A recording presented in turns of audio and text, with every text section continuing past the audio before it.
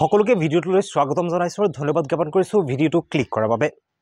7 মে তাৰিখে অনুষ্ঠিত হ'ব অসমৰ তৃতীয় পৰ্যায়ৰ লোকসভা নিৰ্বাচন। অসমৰ 4টাকৈ লোকসভা সমষ্টি ক্ৰমে গুৱাহাটী, বৰপেটা, কোকৰাঝাৰ আৰু ধুবুৰী লোকসভা সমষ্টিত অনুষ্ঠিত হ'ব 7 মে তাৰিখে ভোটগ্ৰহণ। আৰু এই 4টাকৈ লোকসভা সমষ্টিৰ ভিতৰত অত্যাধিক চৰ্চিত আৰু সকলোতকৈ যথেষ্ট আকৰ্ষণীয় হৈ উঠা সমষ্টিটো হৈছে ধুবুৰী লোকসভা সমষ্টি। কিয়নো এই লোকসভা সমষ্টিটোত দুগৰাকী অতিকে শক্তিশালী প্ৰাৰ্থী এইবাৰ নিৰ্বাচনত অৱতীৰ্ণ হৈছে। তাৰে এগৰাকী হৈছে ধুবুৰী লোকসভাৰ সাংসদ মৌলানা বদৰুদ্দিন আজমল আৰু কংগ্ৰেছ দলৰ এইবাৰ প্ৰাৰ্থী প্ৰদেশ কংগ্ৰেছৰ এগৰাকী জ্যেষ্ঠ নেতা অসম বিধানসভাৰ বিৰোধী দলৰ উপদলপতি ৰকিবুল হুছেইন। আৰু এই দুইজনৰ যি নিৰ্বাচনী যুঁজ, এই নিৰ্বাচনী যুঁজ কিন্তু এতিয়া অসমৰ 4 সমষ্টিৰ নিৰ্বাচনী যুঁজৰ ভিতৰত সবাতোকৈ আকৰ্ষণীয় হৈ উঠিছে। কিয়নো 3বাৰৰ সাংসদ মৌলানা বদৰুদ্দিন আজমলে নিজৰ দলৰ যিহেতু তেওঁ সুপ্ৰিমো হয়, সেইকাৰণে ইতিমধ্যে তেওঁৰ দলৰ প্ৰতিগৰাকী বিধায়ক, প্ৰতিগৰাকী নেতা আহি পেলাই ধুবুৰীত তেওঁৰ কাৰণে প্ৰচাৰ চলাইছে। ক'ৰবাত যদি মৌলানা বদৰুদ্দিন আজমলে আৱেগিক কৰিছে মানুহক, ক'ৰবাত আকৌ প্ৰতিশ্ৰুতিৰ বৰ্ণাও বোৱাইছে। আনফালেদি ৰকিবুল হুছেইনেও কিন্তু বিভিন্ন সময়ত বিজেপিৰ প্ৰতাৰণাই হওক বা মৌলানা বদৰুদ্দিন আজমল 3টাকৈ কাৰ্যকাল তেওঁ সাংসদ হিচাপে থাকিল, তেওঁ ব্যৰ্থ হোৱা বুলি বিভিন্ন ধৰণৰ কথা কৈ তেওঁ কিন্তু ৰাইজক সৈমান কৰিবলৈ চেষ্টা কৰিছে। তাৰ লগে লগে কিন্তু দুটা বস্তু দেখিবলৈ পোৱা গৈ আছে যে এফালে মৌলানা বদৰুদ্দিন আজমলে নিজৰ দলৰ প্ৰতিটো স্তৰৰ প্ৰতিগৰাকী নেতা, বিধায়কৰ পৰা আৰম্ভ কৰি সকলোকে কিন্তু ধুবুৰী লোকসভা সমষ্টিত নিয়োজিত কৰিছে আৰু সকলোৱে 100% নিজৰ 100% পাৰফৰ্মেঞ্চ দি পেলাই তেওঁলোকে মৌলানা বদৰুদ্দিন আজমলক পুনৰবাৰ অৰ্থাৎ 4থবাৰৰ কাৰণে সাংসদ হিচাপে নিৰ্বাচিত কৰিবলৈ তেওঁলোকে লাগি আছে। আনফালেদি যদি দেখা যায় ৰকিবুল হুছেইনৰ বিৰুদ্ধে বিভিন্ন ধৰণৰ বিৰোধী শক্তিয়ে কিন্তু কাম কৰি আছে। তাৰ ভিতৰত দেখিবলৈ পোৱা গৈ আছে যে বিভিন্ন মহলত এইটো আলোচনা হৈছে যে ৰকিবুল হুছেইনৰ কাৰণে কংগ্ৰেছ দলৰ বহুত বিধায়কে তেওঁৰ কাৰণে কাম কৰা নাই, বহুত বিধায়কে তেওঁৰ কাৰণে আচলতে সেই স্থানত গৈ পেলাই যেনেকুৱা ধৰণে কাম কৰিব লাগিছিলে তাৰ স্থানীয় কিছুমান বিধায়ক মনৰ পৰা তেওঁলোকে কাম নকৰাৰ অভিযোগ হৈছে। তাতে NSYৰ কৰ্মীসকলে তেওঁক অসহযোগ কৰা বুলি অভিযোগ উঠিছে। তাৰ লগে লগে বিভিন্ন ধৰণৰ ৰকিবুল হুছেইনৰ বিৰুদ্ধেও কিন্তু বিভিন্ন ধৰণৰ অভিযোগ উত্থাপিত হৈছে। গতিকে এই ক্ষেত্ৰত আচলতে এইটোৱে হ'বলৈ গৈ আছে নেকি যে 4থবাৰৰ কাৰণে অৰ্থাৎ এইবাৰ 2024 চনৰ লোকসভা নিৰ্বাচনত মৌলানা বদৰুদ্দিন আজমলেই শেষ হাঁহি মাৰিব নেকি ধুবুৰীত, সেই কথা কিন্তু এতিয়া সৰ্বত্ৰে চৰ্চা হৈছে।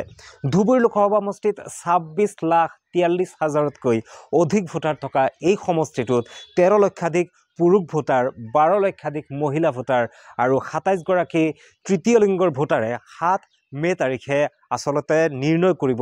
কোন হ'ব ধুবুৰীৰ পৰৱৰ্তী সাংসদ। কিন্তু এই ক্ষেত্ৰত পূৰ্বতে মই এটা ভিডিঅ'ত কৈছিলোঁ যে মৌলানা বদৰুদ্দিন আজমল হাৰিব, এই কথাষাৰ মই উল্লেখ কৰিছিলোঁ। বিভিন্ন মহলত কিন্তু এই কথা আলোচনা হৈছিলে, কিন্তু আজি মই পুনৰ এই কথাটো ক'বলৈ ধৰিছোঁ যে মৌলানা বদৰুদ্দিন আজমলে শেষ হাঁহি মাৰিব নেকি। কাৰণ তাৰ কিছুমান তথ্য মই ইতিমধ্যে আপোনাক দিলোঁ বা আপোনালোকক ক'লোঁ। এই ক্ষেত্ৰত আপোনালোক কিমান সহমত প্ৰকাশ কৰে সেই কথাও আপোনালোকে জনাব পাৰে। কাৰণ মৌলানা বদৰুদ্দিন আজমলে ইতিমধ্যে তেওঁ ক'ৰবাত আৱেগিক হৈছে, কান্দিছে, কংগ্ৰেছৰ বিৰুদ্ধে তেওঁ বিভিন্ন ধৰণৰ কথা কৈছে। তাৰ লগে লগে তেওঁৰ দলৰ প্ৰতিগৰাকী বিধায়ক, তেওঁৰ দলৰ বিভিন্ন স্তৰৰ নেতাসকল বা হেলিকপ্টাৰ লৈ পেলাই তেওঁ ধুবুৰী লোকসভা সমষ্টিৰ বিভিন্ন চৰ অঞ্চলত গৈছে, গাঁও অঞ্চলত গৈছে, মানুহৰ লগত কথা পাতিছে, ধৰ্মীয়ভাৱে আৱেগিক কৰিবলৈ চেষ্টা কৰিছে। কিন্তু তাৰ বিপৰীতে ৰকিবুল হুছেইনৰ বহুত কিন্তু নেগেটিভ এনাৰ্জি, বিভিন্ন ধৰণৰ বিপৰীত, বিভিন্ন ধৰণৰ তেওঁৰ আক্ৰমণাত্মক তেওঁক বিৰোধিতা কৰা বিভিন্ন শক্তিয়ে কিন্তু তেওঁৰ বিৰুদ্ধে কাম কৰিছে। তাৰ ভিতৰত শেহতীয়াকৈ আমি দেখিছিলোঁ যে ধুবুৰী লোকসভা সমষ্টিৰ NSYৰ যিসকল কৰ্মী আছে তেওঁলোকে ৰকিবুল হুছেইনৰ বিৰুদ্ধে বিক্ষোভ হৈছিলে, তেওঁলোকে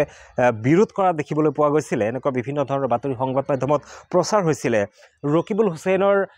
বিৰুদ্ধে বিভিন্ন সময়ত বিভিন্নজনে গড় নিধনকাৰী বুলি যেনেকুৱা ধৰণে মুখ্যমন্ত্ৰীয়েও বিভিন্ন সময়ত উল্লেখ কৰে, তেনেকুৱা ধৰণে বিভিন্ন ধৰণৰ অভিযোগ আনিছে বা ৰকিবুল হুছেইনৰ বিৰুদ্ধে বিভিন্ন জনে এইটো অভিযোগ উত্থাপন কৰি আছে যে বিভিন্নজনে এইটো সমালোচনা কৰি আছে যে ৰকিবুল হুছেইনৰ কাৰণে খোদ তেওঁলোকৰ কংগ্ৰেছ দলৰ বিধায়কসকলেও তেওঁক বিশেষ সহযোগ কৰা নাই বুলিও বিভিন্নজনে অভিযোগ উত্থাপিত কৰিছে কিন্তু ইয়াতে উল্লেখনীয় কথাটো হ'ল যে ৰকিবুল হুছেইন এইবাৰ কেৱল মাত্ৰ কংগ্ৰেছ দলৰ প্ৰাৰ্থী নহয় কিয়নো পূৰ্বতে যদিহে কংগ্ৰেছ দলে প্ৰাৰ্থী প্ৰক্ষেপ কৰে তেনে ক্ষেত্ৰত কংগ্ৰেছ দলৰ নেতা কৰ্মী বিভিন্ন ধৰণৰ পৰ্যায়ৰ যিসকল বিধায়ক নেতা কৰ্মী মন্ত্ৰীসকল থাকে তেওঁলোকে আহি প্ৰচাৰ কৰে কিন্তু এইবাৰ ৰকিবুল হুছেইন কিন্তু হৈছে অসমত যি বিৰোধী ঐক্য গঠন হৈছে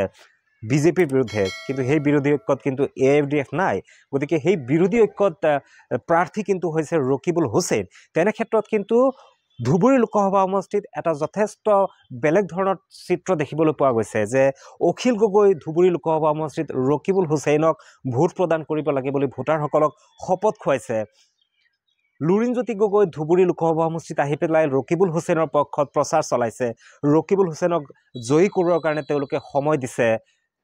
তাৰ পিছত বিৰোধী ঐক্যৰ বিভিন্ন দল যিসকল আছে তাৰ বিভিন্ন দলৰ নেতাসকল আছে অখিল গগৈ লুৰিণজ্যোতি গগৈ গৌৰৱ গগৈ এনেকুৱা ধৰণে বিভিন্ন জনাইছে শেহতীয়াকৈ মৌলানা বদৰুদ্দিন আজমলে কৈছে যে ধুবুৰী সমষ্টিত 3জন গুণ্ডা আহিছে লুৰিণজ্যোতি গগৈ গৌৰৱ গগৈ অখিল গগৈ 3 গুণ্ডা আহিছে ধুবুৰী লোকসভা সমষ্টিত আহি পেলাই তেওঁক ডিষ্টাৰ্ব কৰি আছে এনেকুৱা ধৰণৰ বিভিন্ন কথা কৈছে কিন্তু সেইবোৰ কিন্তু আচলতে নেতাই কি কয় বা আন নেতাই কি প্ৰত্যুত্তৰ দিয়ে কিন্তু আসল কথাটো হৈছে যে ভোটাৰসকলেই নিৰ্ণায়ক ভূমিকা যেহেতু পালন কৰিব গতিকে কাৰ কথাত আচলতে ভোটাৰসকল পতিয়ন যায় বা কাৰ কথাত আচলতে পতিয়ন নিয়াব পৰা কথা কয় অথবা পূৰ্বতে যিসকল নেতা আছিলে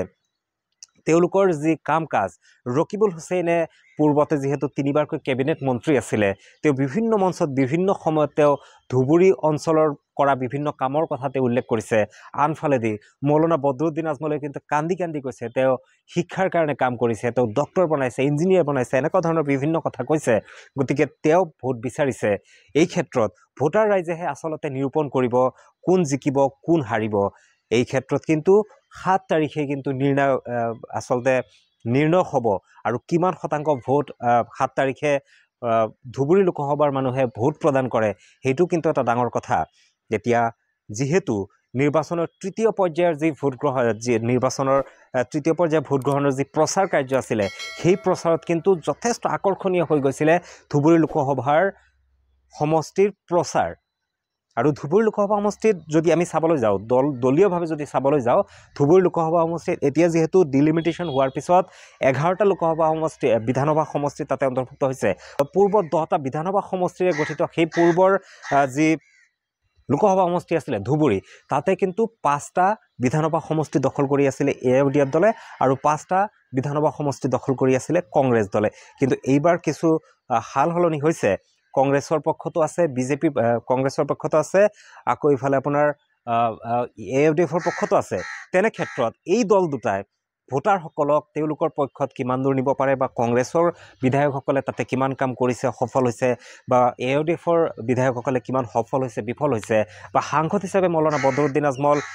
3টা কাৰ্যকাল তেওঁ সাংসদ হিচাপে থাকি পেলাই তেওঁ কিমান সফল হৈছে বিফল হৈছে তাৰ কিন্তু চূড়ান্ত ৰূপ দিব এইবাৰৰ নিৰ্বাচনত 7 মে তাৰিখে ভোটাৰসকলে গতিকে পৰৱৰ্তী সময়ত ধুবুৰী লোকসভা সমষ্টিত 7 মে তাৰিখে কিমান শতাংশ ভোটাৰে ভোটদান কৰিলে বা সম্পূৰ্ণ চিত্ৰটো কেনেকুৱা হ'ল তাৰ কিছু সবিশেষ তথ্যলৈ পুনৰবাৰ আপোনালোকৰ মাজলৈ আহিম আৰু সকলোকে আমি পুনৰবাৰ ধন্যবাদ জ্ঞাপন কৰিছোঁ আমাৰ চেনেলত যদিহে নতুনকৈ ভিডিঅ' চাই আছে চেনেলটো ছাবস্ক্ৰাইব কৰিব আৰু এটা লাইক কৰি দিব আৰু ধুবুৰী লোকসভা সমষ্টিৰ লগতে 4টা লোকসভা সমষ্টিৰ প্ৰতিগৰাকী প্ৰাৰ্থীকো আমাৰ তৰফৰ পৰা জনাইছোঁ শুভকামনা গতিকে আজিৰ ভিডিঅ'টো ইমানতে সামৰিব বিচাৰিছোঁ ধন্যবাদ জয় অসম